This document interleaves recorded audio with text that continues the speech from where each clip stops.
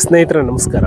ಶ್ರೀಮದ್ ಭಗವದ್ಗೀತೆಯ 17ನೇ ಅಧ್ಯಾಯದ 23ನೆಯ ಶ್ಲೋಕಕ್ಕೆ ನಿಮಗೆ ಸ್ವಾಗತವನ್ನು ಕೋರ್ತಾ, ಓಂ ತತ್ಸದಿತಿ ನಿರ್ದೇಶೋ ಬ್ರಹ್ಮಣಸ್ತ್ರಿವಿಧಃ ಸ್ಮೃತಃ ಬ್ರಾಹ್ಮಣಾಸ್ತೇನ ವೇದಾಶ್ಚ ಯಜ್ಞಾಶ್ಚ ವಿಹಿತಾ ಪುರಾಹ. ಶ್ರೀಕೃಷ್ಣ ಈ ಶ್ಲೋಕದಲ್ಲಿ ಓಂ ತತ್ ಸತ್ ಅನ್ನೋದರ ವಿವರಣೆಯನ್ನ ಅರ್ಜುನನಿಗೆ ಹೇಳ್ತಾನೆ. ಓಂ ತತ್ ಸತ್ ಅದರ ವಿವರಣೆ ಏನು? ಶ್ರೀಕೃಷ್ಣ ಈ ಶ್ಲೋಕದಲ್ಲಿ ಅರ್ಜುನ ಓಂ ತತ್ ಸತ್ ಹೀಗೆ 3 ಪ್ರಕಾರದ ಹೆಸರುಗಳು ಓರ್ವ ಸಚ್ಚಿದಾನಂದ ಘನ ಬ್ರಹ್ಮನದ್ದೇ ಆಗಿದೆ. ಅವುಗಳಿಂದಲೇ ಅಂದರೆ ಓಂ ತತ್ಸತ್ನಿಂದಲೇ ಸೃಷ್ಟಿಯ ಆದಿಯಲ್ಲಿ ಬ್ರಾಹ್ಮಣ, ವೇದ ಹಾಗೂ ಯಜ್ಞಾದಿಗಳು ರಚಿತವಾಗಿವೆ ಅನ್ನುವಂತಹ ಮಾತನ್ನು ಹೇಳ್ತಾನೆ. ಓಂ ಅಂದರೆ ಬ್ರಹ್ಮಾಂಡ ಅಂತ ಅರ್ಥ. ಓಂ ಅಂದರೆ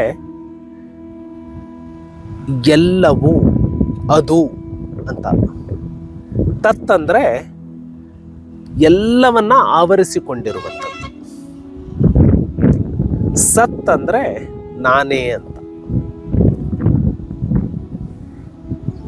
ಓಂ ತತ್ ಸತ್ ಅಂದರೆ ಅದು ಎಲ್ಲವೂ ನಾನೇ ಅಂತ ಹೇಳಿ ಅರ್ಥ. ಓಂ ತತ್ ಸತ್ ಅದು ಎಲ್ಲವೂ ನಾನೇ. ಅದು ಎಲ್ಲವೂ ನಾನೇ ಯಾವಾಗ ಆಗ್ತೀನಿ? ಅದು ಎಲ್ಲವೂ ನಾನೇ. ಅದು ಯಾವಾಗ ನಾವಾಗ್ತೀವಿ ಅಂದರೆ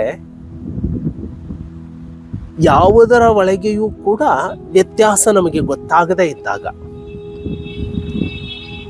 ಸೊ ನನ್ನ ಒಳಗೆ ಏನಿದೆ ಅಂತ ಹೇಳಿ ನಾವು ಸತ್ಯವನ್ನ ಅರಿತುಕೊಂಡಾಗ, ನನ್ನ ಒಳಗೆ ಇರುವಂತಹ ಸತ್ಯ ಅದೇ ಸತ್ಯ ಈ ಬ್ರಹ್ಮಾಂಡವನ್ನ ಆವರಿಸಿದೆ ಅಂತ ಹೇಳಿ ನಮಗೆ ಅರ್ಥ ಆದಾಗ, ಆವಾಗ ನನ್ನ ಒಳಗಿರೋದು ಮತ್ತೆ ನನ್ನ ಹೊರಗಿರೋದು ಇದು ಬೇರೆ ಬೇರೆ ಅಲ್ಲ ಅನ್ನುವಂತಹ ಭಾವನೆ ಬರುತ್ತೆ.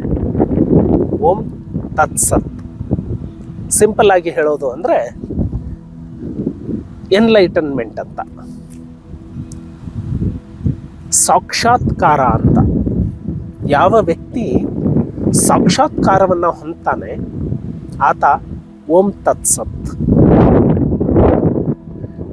ಸಾಕ್ಷಾತ್ಕಾರವನ್ನು ಹೊಂದಿರುವಂತಹ ವ್ಯಕ್ತಿ ನಾನೇ ಭಗವಂತ ಅಂತಾನೆ, ಅಹಂ ಬ್ರಹ್ಮಾಸ್ಮಿ. ಹಾಗೆ ಸಾಕ್ಷಾತ್ಕಾರವನ್ನು ಹೊಂದಿರುವಂತಹ ವ್ಯಕ್ತಿ ಆತ ಭಾರತದಲ್ಲಿ ಸಾಕ್ಷಾತ್ಕಾರವನ್ನು ಹೊಂದಿರಲಿ, ಈಜಿಪ್ಟ್ನಲ್ಲಿ ಸಾಕ್ಷಾತ್ಕಾರವನ್ನು ಹೊಂದಿರಲಿ, ಅಂಟಾರ್ಟಿಕಾದಲ್ಲಿ ಸಾಕ್ಷಾತ್ಕಾರವನ್ನು ಹೊಂದಿರಲಿ, ಅವರು ಒಬ್ರಿಗೆ ಸಂಧಿಸಿರೋದಿಲ್ಲ, ಅವರು ಒಬ್ರಿಗೆ ಭೇಟಿಯಾಗಿರೋದಿಲ್ಲ, ಈತ ಓದಿರುವಂತಹ ಪುಸ್ತಕವನ್ನೇ ಆತ ಓದಿರೋದಿಲ್ಲ. ಆದರೆ ಈ ಭೂಮಿಯ ಯಾವ್ಯಾವುದೋ ಮೂಲೆಯಲ್ಲಿ ಸಾಕ್ಷಾತ್ಕಾರಗೊಂಡಂತಹ ವ್ಯಕ್ತಿಗಳು ಹೇಳುವಂತಹ ಭಾವನೆ ಅದು ಒಂದೇ ಆಗಿರುತ್ತೆ. ಯಾಕೆ ಅಂದರೆ ಅದು ಸತ್ಯ ಆಗಿರುತ್ತೆ. ಸತ್ಯ ಬೇರೆ ಬೇರೆ ಇರೋದಿಲ್ಲ.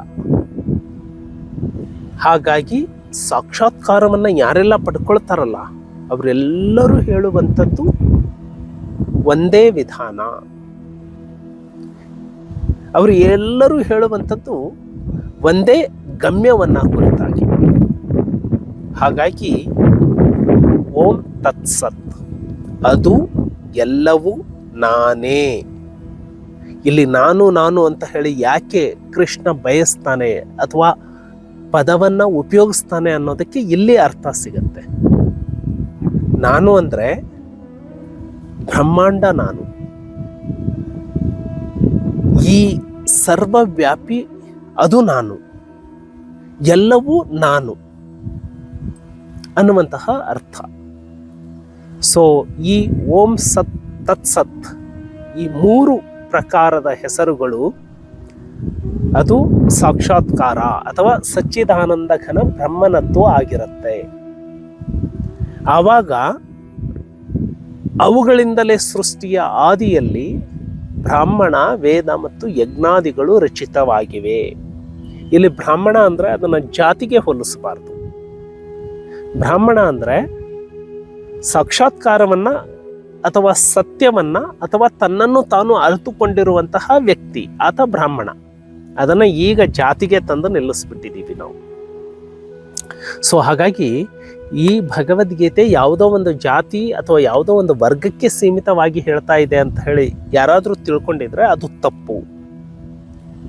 ಅಂದರೆ ತನ್ನನ್ನು ತಾನು ಸಾಕ್ಷಾತ್ಕರಿಸಿಕೊಂಡವನು ಬ್ರಾಹ್ಮಣ ಅನ್ನುವಂತಹ ಅರ್ಥದಲ್ಲಿ ಇಲ್ಲಿ ಹೇಳಲಾಗಿದೆ. ವೇದ ವೇದ ಅಂದರೆ ಈ ನಿಸರ್ಗದ ನಿಯಮಗಳು. ಯಜ್ಞ ಅದು ಚಟುವಟಿಕೆಗಳು. ಒಬ್ಬ ಸಾಕ್ಷಾತ್ಕಾರವನ್ನು ಪಡೆದುಕೊಂಡಿರುವಂತಹ ಯಾವುದೇ ವ್ಯಕ್ತಿಯಾಗಲಿ ಆತ ಹೇಳುವಂತಹ ಮಾತು, ಆತನ ಚಟುವಟಿಕೆಗಳು ಒಂದೇ ಆಗಿರ್ತವೆ. ಓಂ ತತ್ ಸತ್, ಅದು ಎಲ್ಲವೂ ನಾನೇ ಆಗಿರ್ತಾನೆ. ಈ ಮಾತನ್ನ ಬುದ್ಧ ಕೂಡ ಹೇಳ್ತಾನೆ. ಬುದ್ಧ ಸಾಕ್ಷಾತ್ಕಾರವನ್ನು ಪಡೆದುಕೊಂಡ ಮೇಲೆ ಆತನನ್ನು ಸಿದ್ಧಾರ್ಥ ಬುದ್ಧ ಅಂತ ಹೇಳಿ ಕರಿತೀವಿ. ಸಿದ್ಧಾರ್ಥ ಬುದ್ಧ ಹೇಳುವಂಥದ್ದು, ನನಗಿಂತ ಮೊದಲು ಎಷ್ಟೋ ಸಾವಿರ ಜನ ಸಾಕ್ಷಾತ್ಕಾರವನ್ನು ಪಡೆದುಕೊಂಡಿದ್ದಾರೆ. ನನ್ನ ನಂತರದಲ್ಲಿಯೂ ಕೂಡ ಹಲವಾರು ಬುದ್ಧರು ಆಗುವವರಿದ್ದಾರೆ. ಇದನ್ನು ಸಿದ್ಧಾರ್ಥ ಬುದ್ಧ ಹೇಳಿದರು. ಸಿದ್ಧಾರ್ಥ ಬುದ್ಧನಿಗಿಂತ ಮೊದಲು ಬುದ್ಧರಾದವರು, ಸಿದ್ಧಾರ್ಥ ಬುದ್ಧನ ನಂತರದಲ್ಲಿ ಆ ಸಾಕ್ಷಾತ್ಕಾರವನ್ನು ಪಡೆದುಕೊಂಡವರು, ಅವರೆಲ್ಲರ ಅಭಿಪ್ರಾಯ ಅದು ಒಂದೇ ಆಗಿರುತ್ತೆ. ಹಾಗಾಗಿ ಅವರೆಲ್ಲರನ್ನೂ ಸೇರಿಸಿ ಬುದ್ಧನನ್ನ 9ನೆಯ ಅವತಾರ ಅಂತ ಹೇಳಿ ನಾವು ಹೇಳ್ತೀವಿ. ಸೊ ಓಂ ತತ್ಸತ್, ಅದು ಎಲ್ಲವೂ ನಾನೇ. ಅದರ ಅರ್ಥ ಇವತ್ತು ನಾವು ತಿಳಿದುಕೊಳ್ಳುವಂತಹ ಪ್ರಯತ್ನವನ್ನು ಮಾಡಿದ್ದೀವಿ ಅಂತ ಹೇಳಿ ನನಗೆ ಅನಿಸುತ್ತೆ. ನಾಳೆ ಮತ್ತಷ್ಟು ಚರ್ಚೆಯನ್ನು ಮಾಡೋಣ. ನಮಸ್ಕಾರ.